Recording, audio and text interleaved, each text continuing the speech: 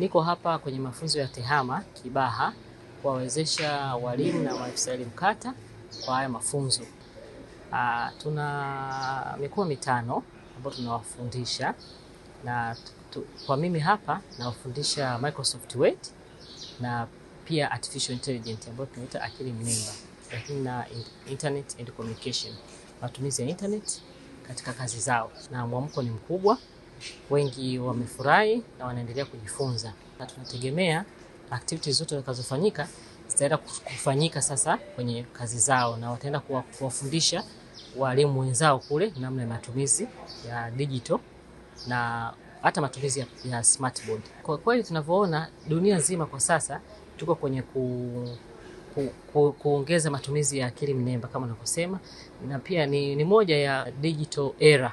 Kwa hatuwezi kusema kwamba sisi tukae nyuma, lazima pia tuwafundishe watu wetu. Je, matumizi yake ni nini?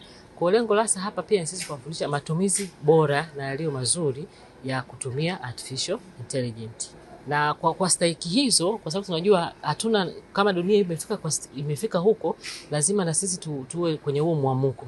Kwa hiyo tutakapotumia, walimu wetu watakapokuwa wamejifunza na watoto wetu pia watajifunza, mwisho wa siku na sisi tutakuwa kwenye hiyo dunia ambao basically watu wote tunataka kujua matumizi ya AI ni nini, what are the benefits, what are the consequences ya matumizi ya akili mnemba. Kwa hiyo hilo haswa ndio tunataka kulisisitiza kwenye mafunzo yetu, na sio kwamba kufanya tena matumizi mabaya ya AI, lakini yaliyo bora kwenye matumizi hasa katika ufundishaji.